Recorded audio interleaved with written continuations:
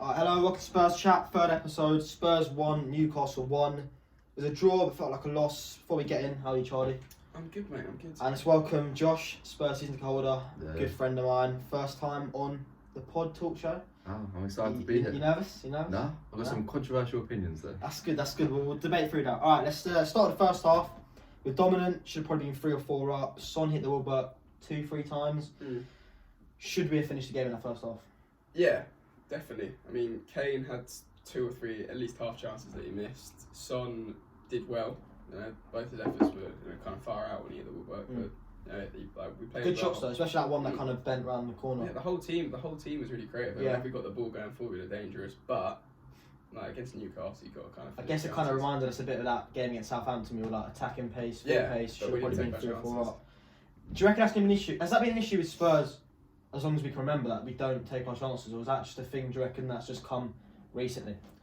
I think it's always been a bit of a Spurs thing because we're known for playing good football and that, Yeah. but then not putting games to bed and everything. But credit to Carl Darlow, Newcastle keeper. Yeah, he was class. This is the thing. I don't know if you remember. It's always a thing that Newcastle goalies literally have the best games against us. Tim Krul.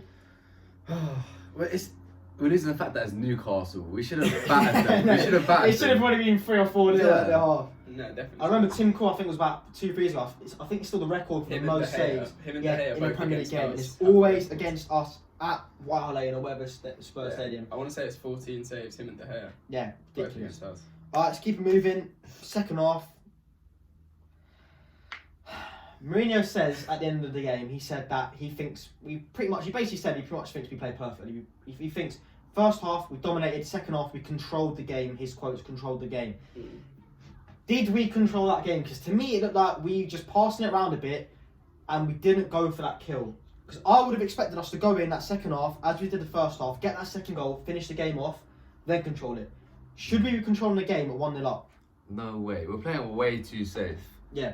Like, maybe they're just trying to get points, but still, like we can risk it against teams like Newcastle. Controlling a game is being a team like 3-4-0. Exactly. Yeah. Controlling a game like. It's when you've got that second, third goal, then you just ease it up. I didn't feel any danger at any point against Newcastle. I didn't feel like they were going to score at any point, but I just didn't think we were going to score really either. It's always 1-0. 1-0 is one of the 1-0 and 2-1 are one of the worst scorelines. Yeah. Do you know what I mean? You can't, even if against West Brom or whoever shit team, you can't just pass it around from the 45th minute at 1-0 because you don't know what's going to happen.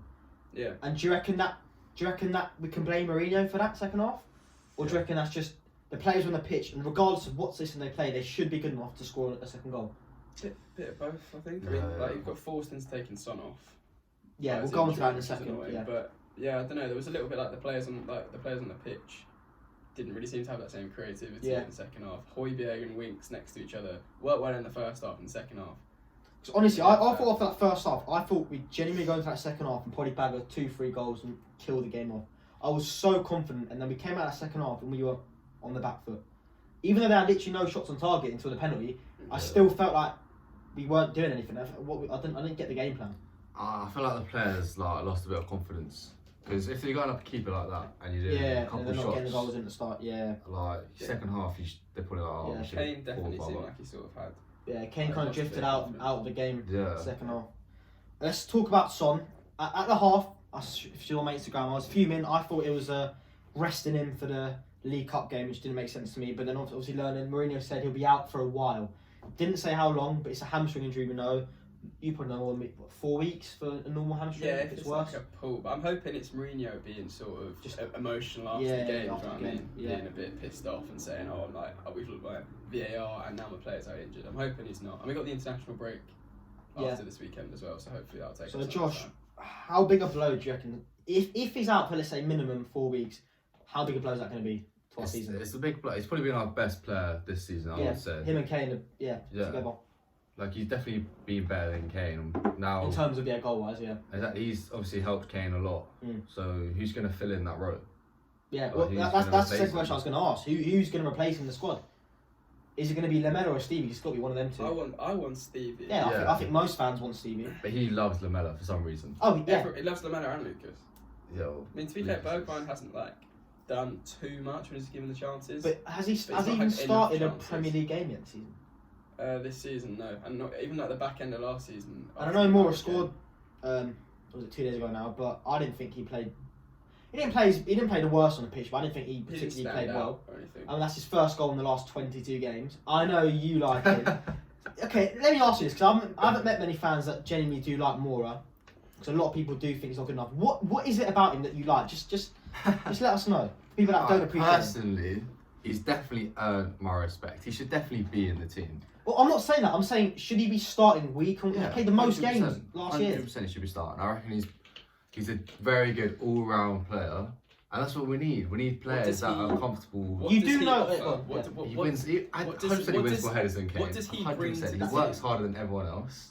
But there's so much that gets you. But you need a player in the team to do that. Like a right winger, a defensive winger to press. No, but you still need someone that's actually going to. Can I tell you something that's like factual? He played the most games last year, and I think he only got like 2 goals, 3 assists. Yeah, but it's and that all isn't about good enough. that. Like, that's not good enough. What about passes? What about crosses? What about 4 assists? That's bad. But mate, this game he was all over the shot. Literally every other pass was off target. He's lost the ball more than anyone. The amount of times I'll give him this. The amount of times I don't remember in the game, he took the ball on one touch, beat the player, and then he fucked up the pass. Yeah. So many times he beat the player with that first touch, amazing, and then he couldn't pass it. Yeah, but not how many players in our team would actually go and take on a player? Yeah, but that's not the point. Because is he better than Steven Bergwijn? No, he's not. Nah, probably not. But so why should he be starting over him? No, because more system. Yeah, he fits the role. He fits in. Bergwijn wouldn't be tracking back. He's a bit lazy. That's the fair point. But how often does Mora actually do that? I know there's that game where he won the most tackles for us. I think a few weeks ago before last season. But how often does he actually do that defensive? You probably know more than me. But when I watch him, he doesn't particularly provide much defensive stability. I say he puts in a better shift than most. He puts in a good, but it's the same argument with Lamela. Lamela is probably arguably the hardest working player in the squad. Yeah, true. But you can work hard, but if you're not good enough, we're a top 6 team. We're challenging for top 4 football. Would Lucas Moura start for any of the teams above us in the top 6? He wouldn't. So why is he good enough to start for us? Because I mean, okay, who would you replace him with? Steven Bergwijn. Yeah, but so you'd rather have Bergwijn start every single game? Yes. And you think he's or good at least start half of them? But you think Bergwijn's good enough to start? Well, mate, he's already scored as many goals as him in like 50 less games. Yeah, but I don't know. Moura's. Do you know what it is? They love him because, you know what, yes, he took us to the final, he gave us arguably one of our greatest moments in the history of the club, but since that moment, he just has not performed. I'm sorry, he hasn't. No, I would agree, but he's at least earned your respect. He's earned my respect, and I think he's a great footballer. To come off the bench for 15 minutes, I think he's an amazing player. Or play midweek and stuff like that. Gives that threat, the burst of energy, he can do something. But I don't think he's good enough to be starting literally every... He's probably the first on the team sheet. Maybe second after Kane. Genuinely, I'm not even chatting shit. Mourinho loves him. Yeah, but I can... Obviously for a manager, he's a dream. Yeah, he works hard. But realistically, he's not the best. Yeah, but so you're saying you think he works hard so he deserves a spot. Yeah. Which I can respect. That's fair enough. I don't think he's good enough to start for us every game, yeah. but I can respect the fact that he works hard. Fair? I agree with everything you said. I don't know what he's talking about. Yeah, I just... Okay, we'll move on from that. Let's move on to the big incident. Let's forget all the nonsense second half. No chances. A bit of an unattractive game of football that second half was. But it got to the 97th minute was when the penalty was taken. Now let's rewind a bit. Because I'm sure you've all seen on Twitter, on Facebook, all the videos of the foul that actually led to the free kick, which led to the penalty. Yeah. Now I might put it up here. So if it's here, it's here. If not, it's not. We'll talk about it. Who was it? Joe Linton, was it? Joe Linton. Joe Linton. Essentially, if you haven't seen it, look it up. It'll be all over Twitter, Facebook. I'll put a link in the bio. If not, it's on the screen. He literally ran into Holberg. He literally dived into Holberg and then fell down. Yeah. The ref didn't even see what happened. He just saw the player on the floor and thought, "Fuck it, I'll give him a free kick." Not like it matters. It's the last kick of the game. Ball's whipped in. Arguably offside. I thought it might have been. Obviously, with the new armpit rule, it probably isn't. Fair enough. Dyer jumps up, back of his body, nothing he can do. When you jump, naturally, jump right now if you don't believe me. When you jump, your arms, you can't jump with your arms like this in a football game. You can't. Yeah, you got to elevate yourself. As who was it said that he might as well cut his arms off? Someone said that on Is that Gary Neville? Yeah, Gary Neville said, or Jim Carragher. One of them said that the only way that is not a penalty, the only way is if literally his arms were cut off. Let's talk about the foul first. Should they have gone back to that moment and wiped out the whole thing? Yeah, because I think that's the point of VAR, Yeah. isn't it? To the furthest point they can go back that leads to a goal. A clear and obvious error. That is a Clear and obvious as daylight. That's the most clear and obvious refereeing error that I've seen from VAR. Mate, he literally sprinted to him and then fell down. He takes off in the air. Mate, both his feet it's a off foul the for us, surely. Yeah, it's a dive. He's dived. He's like It's a dive, sort and then of he's rugby gone into tackled it. Holberg and fallen down and said, Yeah. ref. Yeah, Højbjerg went back quite far. He's not a small guy. What do you think, Josh? Do you think they should have gone even further back than the offside and said, that's not a foul, this means nothing, basically? Because if that wasn't a foul, then anything that occurs after is fuck all. It means absolutely, it's irrelevant. It means nothing. Well, like, they're using VAR for one thing and they're not doing it for everything. Like, we had a penalty claim as well. Yeah, which is I can't arguably defend more it. obvious, yeah.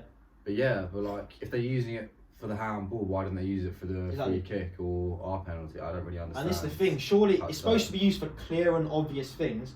Yeah. And let's look at it, that handball was not clear and obvious, but that free kick was. Yeah. So there needs to be something going on. That's the thing. So when talking about the handball now, do you criticise VAR, the new handball I don't. or both? I saw this amazing thing on TalkSport. That's not the ref's fault. It's the handball. Yeah, it's not the ref's This amazing thing on TalkSport about this guy who said it's like the IFAP or whatever. And there's this one guy who apparently, he's like the director of it, and previous to that, there's normally probably about 4 or 5 rule changes a year. And in his 5 years that he's been in director, he's made about 232 rule changes, right? It's ridiculous. He was saying that he's basically trying to change the game to be known as a figure of the guy who's changed a beautiful game, right? And he's the one who's basically dishing this out. 'Cause I don't think it's the FA's fault. I don't think it's the VAR's fault. The referee, I feel for him, because I genuinely think the referees I don't think he wants to give that. But he has to give it, because it's his job on the line. He needs to follow the rules. Yeah. And apparently it's all come down to the IFAB or whatever it's called, FIFA or whatever, that have let this guy basically just change the rules out of daylight. He's just completely changed one of the most arguably important rules in the game. And apparently it's to make the game more entertaining. More penalties means more goals, which means more revenue, which means more views. But if anything, it just fucks the game up. It's not more entertaining. Knowing that like every time the ball is around your penalty area, every time there's a corner, if it clips someone's hand. Even Steve Bruce was like to joke. Yeah, exactly. When the opposition manager is criticising it. But anyway, like, it's meant to reward like the team. They didn't have a single shot on target. Yeah, so how do they come away? You know that was only their third shot on target in 3 games. And how do they get a draw from that?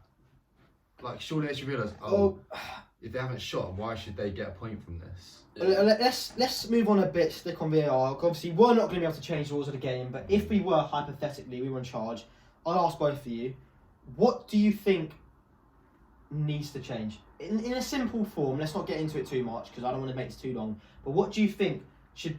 If you could change one thing in football right now, simply... With VAR? With the rules of football that would obviously lead to VAR, simply, what do you think that would be? Assuming it's around handball. Mainly... Yeah, so the handball thing, I think people want perfection from football decisions when there won't ever be, because there's humans making it regardless. So I think that having a clear rule, I mean, yes, like people say it will work, it isn't. This is the first time we've had a clear rule where everything has to be given. I think having the sort of leave it up to the referee, if they're trained enough, leave it up to the referee. Some just get it right, some just get it wrong. That's how football's been for decades. Well, and you complain about it on match day, and after that, you think, well, it will even it. Well, my opinion is, and I'll get to you after, but it should just be for purposeful handballs. You think? Like, if it's not an intentional, genuinely, a referee can make, he's trained enough, as you say. The ref will know if a player's being cheeky, or he should know. Yeah. If it is a clear, intentional handball, regardless of where it hits you, if it's clearly intentional from a player who's aiming to stick his hand out, handball. But if it's not intentional, regardless of what happens, then, unless obviously it's literally leading to a goal across the line. If it's not intentional, like what Dyer was, he literally jumped and hit him. Malpai, wherever it was, he went to block it, hit him. Sissoko, Champions League final, went to call out, hit him. If it's not intentional, then I do not understand how it is a handball. That's my fault. I know that's going to lead to a lot of controversy, because some things could be seen as intentional, others not. But in situations like this, everyone, even Newcastle would know, everyone in world football knows that was not an intentional handball. So what in the world leads to it being a penalty? Or would you? Do you agree with that, or do you reckon it should be more distinct in the rules? But I feel like VAR does have potential. it could work. It works in rugby, it works in tennis, Yeah. it works in everything else. Brilliantly in rugby. Yeah. But I just don't understand how for some things it's let's check VAR. For some things They didn't even check. They didn't check our penalty call, did they? Or our handball call. There is that whole sort of like referees union type thing that referees do VAR don't want to tell their mate, oh, like you've messed up this and that. Like it's a back your mate. Like they don't want to say you've got this and this. But it's their job. It's their profession. Oh no, I completely agree. But there's been a lot of stuff coming out that there's actually some weight to that argument. Yeah. And the last comment on VAR before we move on to the Dele Alli and the match tonight, it's Tuesday. Hopefully, be out today at Chelsea. What do you think players and managers can do? Do you reckon if, as Steve Bruce said and Roy Hodgson said, if the managers all got together, if the clubs all got together and appealed to the FA or did a joint motion, do you reckon that could do anything? Not mid-season. We've got for next season, perhaps. Yeah, but we've got this for a year, and so that's that we were talking about before. Yeah. If it continues at the current rate, there'll be 292 penalties in the Premier season. As opposed to, what was it, normal? The record was just over 100, and that's like. And that's on Sky Sports. It's more like this is real. That's boring. No, penalties are alright. Every penalty every couple games, it's exciting. But if it's a pen every single game. Have you seen it? From the 26 games this season, there have been 20 penalties. Like, it's just not fun. It's 20 from boring. 26. Well. Honestly, you look at the odds now on Bet365 for penalty a game. Honestly, that'd be piss poor. It's a banging acca. Piss poor. Piss poor. Honestly, it's a joke. Well, Spurs fans, obviously that's upsetting. We've got to live with it, and that's 3 points we should have had, and that could be crucial come end of the season. But it's done now. Hopefully, it's in the ground to other clubs, and everyone will get a bit of it. But it seems to always be Spurs or United being successful, Liverpool being successful, Chelsea, Havertz hit his hand, but nothing happened. It always seems to be Spurs. But let's move on from it. We can't do anything about it. Let's talk about Dele Alli. The Guardian, I believe, in the Telegraph released a bit of a preview saying that Dele Alli won't be in the squad for tonight against Chelsea. He wasn't in the squad against Newcastle. Josh, what are your thoughts on Dele Alli before we even discuss what the future of him is? I think he's a great player. I think that he obviously should be at Spurs. But in comparison to everyone else at the club, I'm regarding his starting form. squad. Yeah. Do we need him? Yeah. Think about like Lo Celso and Lo Celso has potential. I reckon he could be better than Ali. But Dele has Dele's potential is ridiculous. But it's the thing. He got to here in 2 years. He's just been stuck here. Yeah, I know. He's gone. No, I say he's gone down. I think. Yeah. I think he's gone. Because he has such a good start. Yeah, he has gone down. Of him. And that is for like football reasons and stuff. Yeah. Under Poch. You say about the squad, which I think is a fair point about Lo Celso. So, do you think Dele Alli would he be good enough to be on our bench? Yes or no? Yeah, 100%. He should. But this is the question. I think you made a good point without even realising. I think he believes he shouldn't be a bench player. Yeah, I agree. So in that sense, you're right. I think he might not be as good as our players, the attacking players at Ndombele, Lo Celso. Fair point. So therefore, you're right. If he's not going to be content being on the bench, then maybe that's why he's not in the squad, because he wants to leave. He must demand a starting role. He wants to play at the Euros. He wants to be known as this like amazing uncommon talent. He's 24 now, I think. Yeah, 23, 24. So I think you're right. If he's not good enough to start for our starting 11, then he should go, because I personally I like Dele Alli. I do, and I don't think he should be a bench player. Yeah, but it's like Ndombele and Lo Celso. They're like starting to get into their stride. They deserve They're it. our best two. They deserve it. Yeah, they deserve it. They're our best two. And Ndombele against Newcastle, 15 minutes, he was class. Yeah. He was amazing. And on Thursday. I can't wait till he actually starts getting really fit. I'm so excited. So would you be happy if he started Ndombele and Ali left? Honestly, a midfield of Ndombele and Lo Celso with Højbjerg behind, because he played well against Newcastle. Credit where it's due. I was slating on him, but I think he played very well that first half. I think they all did. Yeah. Yeah. So Dele. What we're talking about there. Dele Alli, yeah. As you're saying, yeah. No, I think there's a lot to be said for depth. Lo Celso and Ndombele, they've only been at the club 1 year, just over, and they've both been injured quite a lot. Or Ndombele's been unfit or whatever. Like Lo Celso has little knocks. Sort of every 4 weeks he's got a little knock.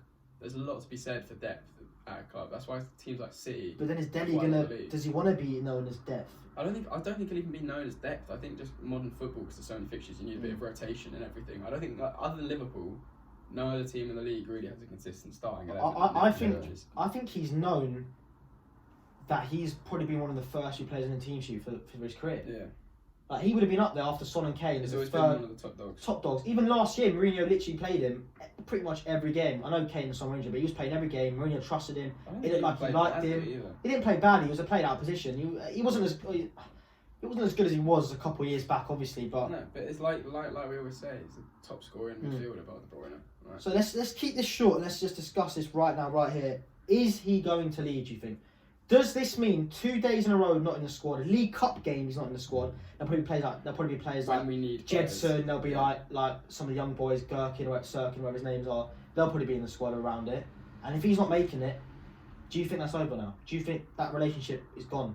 Because to me, it seems like he said he was lazy. His attitude hasn't been sorted to Mourinho. I think he's tried. I think he's tried the carrot, and now he's giving him the stick. He's gone like. He's done what he did to Ndombele. I've tried to sort of encourage you. You won't give me what I wanted and what I know I can get, and now he's thought, all right, I'm going to treat you like this. It's up to Delhi to bounce back. So to answer your question, I don't think it's done, but I think it's on the way there unless something happens. So what? The window closes in 7 days now. Yeah. A week. I don't know if he'll go. Do you think he's going to go this window? I don't think he won't go this window. Okay, say he doesn't go, then what's going to happen for the year? Is he going to be an Ozil or is he going to sit in the reserves for the year? We've got too much football. But then, again, the 90th man when Sissoko was ill, the 90th man was Jedson, who has been one of the worst signings. If we sign Jedson Fernandes for £50 million at the end of this year, I will lose my plot. I can't. I'm sorry, a lot of you in the comments always say give him a chance, he's good, but he's not good. He's slow, he can't pass. His penalty against Norwich was a fucking disgrace. I'll say it right there. I fucking sat through that shit. It was a disgrace. I could have done better than that. I don't know what he brings. I don't know what he's good at. People said, oh, he had a good couple games at right back in pre-season. Well, we've got a fucking right back now, so he's not going to play. He's not going to play. We've got two. All right, it's been 20 minutes in. It's been nice and sweet, nice and quick. Let's just say score prediction for tonight, and we'll say what do you expect from this competition? Because I personally thought that we'd do what Liverpool did last year. We'd focus on the league, top four, FA Cup, Europa League, and they're the three things I thought we'd focus, go for it. And I thought we'd play the youth in the League Cup, get that out of the way with the fixture congestion, and focus. It looks like Mourinho is probably going to play Kane, he's probably going to play Ndombele, he's probably going to play Reguilon debut.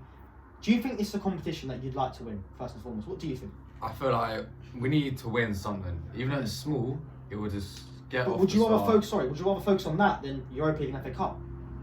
No, I feel like why are we limiting ourselves to one trophy? 4 competitions with we the can win injuries and all everything we have. Come on, mate. If our players want it, if they're desperate for it, we get this trophy, and everyone's like, oh wait, we can actually win trophies. Yeah. And then you're right, we just plow through. Kick on, that's true. But yeah, I mean, my favourite trophy would be the Europa League. Yeah, just because 100%. like. And then the FA Cup. I think it sounds weird, but I think it's the easiest to win. You've got to win more games. But it's a lot of games. My point was, you don't have to play City, Liverpool, Chelsea, United, Leicester, Everton. Those teams. The best teams you have to play are like Sevilla. I'm not disrespecting them. Probably do a job against like Sevilla, Shakhtar, and like Napoli. And the occasional ones that drop out, like surprise Madrid or something. You don't usually have to play. When talking about easiest, as we were discussing a bit earlier, we're literally 3 games from the final of the League Cup, and we've yet to play. I know. Have we played a game yet? Or we got postponed? They got cancelled, didn't it? Yeah, we haven't played yet. We haven't played a single game yet, and we're literally 3 wins away from a final in the League Cup. We win this, and we're in the quarterfinals. Yeah. Well, what do you think the score will be then? Yeah, you can start us. Are we doing a situation where Chelsea are going to play a good team? Because they played. I'd say both like mid-strength teams. To be fair, they played a good team against Barnsley. They're playing Havertz. They're playing all that lot against Barnsley. Yeah, but Lampard fights at the FA Cup. I think he sees this. As you know what? Opportunity. I think we'll play a decent team. I think they'll play a decent team. And I reckon. Does this go straight to penalties if it draws? No. It's not replay, is it? No, it's extra time. Then penalties, sorry. Yeah. Okay. I reckon it will be 1-1 and then we'll lose on penalties. Do you think? I think, genuinely. It happened last year. I was going to say 2-2 and we'll lose on penalties. I think we'll lose 3-2. Yeah. Just 90 minutes. Yeah. I just don't like... I'm not a pessimistic Spurs fan or anything, but I just... Something about tonight's game... Yeah, I'm not. They were shit on the weekend. We're playing the bridge and we don't often do well. Yeah, we don't often do well. Oh, at home. Yeah, but Chelsea were awful on the weekend. They know they can't fuck up again. They were 3-0 down to West Brom. Same with us though, to be fair. But the thing is, our players is this group of players. This isn't the same team that had the battle at the bridge, the Dembele, the Dyer with that hunger, the Dele who was pissed off, the Son. this is a group of players to me that are going to go in there and just going to get bullied. In all honesty, Yeah. I know we've got some strong. I know the Celso likes to Chelsea dig. aren't either. I know. Chelsea. Yeah, aren't, with Chelsea Havertz, aren't yeah. like a strong. I hope it's a good mental game, team. but I just don't see it being what it was a couple In of fact, years no, ago. I'll say 2-2, and like someone might squeeze a goal in extra time Just or don't. win pens, but that Depends on the fitness, our Very fitness touch and go. levels. If we play what we did yesterday, I think we'll get fucked because we'll have a good first half and then we probably won't make anything of it. And the second half, we'll do the control, part of the boss, as you lot say with Mourinho, and I think we'll get fucked up. I can see Werner's first few goals here. It's typical against Spurs. We'll get a hat trick or bollocks. It And wouldn't surprise me. yeah, it wouldn't surprise me. It's Spurs, so it wouldn't surprise me if we beat them 6-0 either. But there you go. Yeah. So do you reckon League Cup will win this game? Is it Yeah. potential to go far? Obviously, if we beat Chelsea, then we have potential. I still see it as like if we play Liverpool or City later on. That's what I mean. I just feel like it's one of the ones where are we just wasting valuable players' energy I and think so. time to just lose in a later round when we should be focusing on the FA Cup We or can do that with the FA Cup. Europa League? Do you know what I mean? And then we're playing Thursday again against some Israeli team. Maccabi. Yeah, and then again he's probably going to start Kane. When's the striker fucking coming? Do you know what I mean? Let's hope. Let's hope. Anyway, anything else to say, boys? Before it's done. I thought that was a quick one. Hopefully not too long. Cheers for watching. Hope you enjoyed and yeah, have a good day. Enjoy the game tonight. Come on, you Spurs.